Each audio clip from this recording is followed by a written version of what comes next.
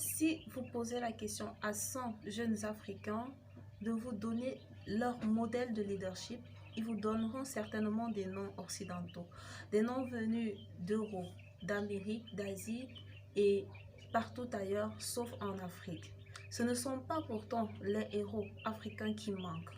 Non, c'est tout simplement parce que nous ne valorisons pas assez nos cultures, nous ne valorisons pas assez nos héros.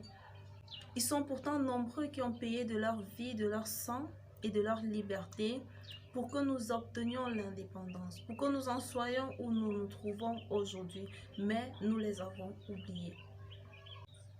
Je suis tombée sur un article d'un journal en ligne qui dit ceci.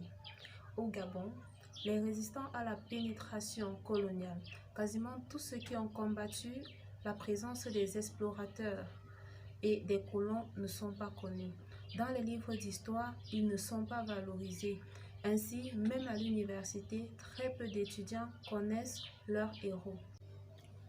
Nous parlons là de Babemba à Tombouctou, aujourd'hui Mali, de Thomas Sankara au Burkina Faso, le Dahomey, de Sylvanus Olympio au Togo, de Ruben Oumniobé, Douala Mangabel, Félix Moumié, Ernest Wandier au Cameroun, du prince Louis Rwagasore au Burundi, de Mwami Mutara III du nom au Rwanda, de Amilcar Cabral en Guinée-Bissau, de Steve Biko et de Dulce en Afrique du Sud, et ils sont encore nombreux.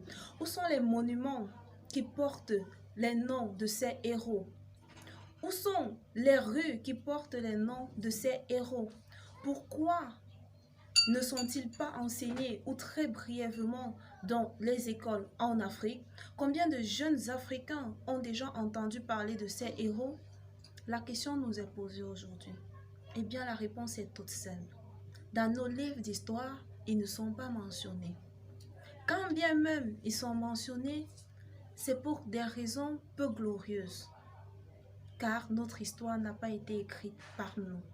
Car nous n'avons pas pris le soin de rendre pérenne l'œuvre de ces héros africains.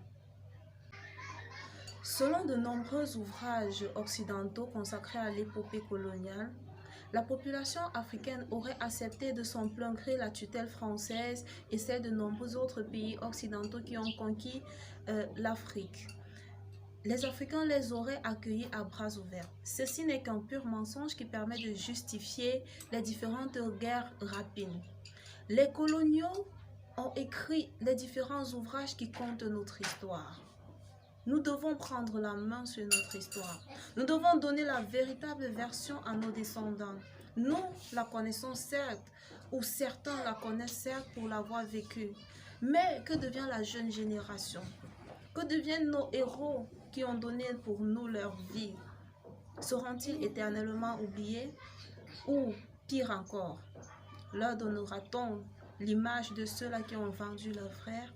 Nous devons rattraper l'histoire. Alors, les amis, n'hésitez pas à laisser votre commentaire pour nous faire savoir ce que vous avez pensé de la vidéo et surtout, max de partage. Pour les nouveaux, vous qui venez de découvrir notre page, allez et abonnez-vous et activez la cloche de notification pour ne rien rater pour la suite. Vous pouvez remonter le fil d'actualité de la page pour retrouver nos précédentes vidéos.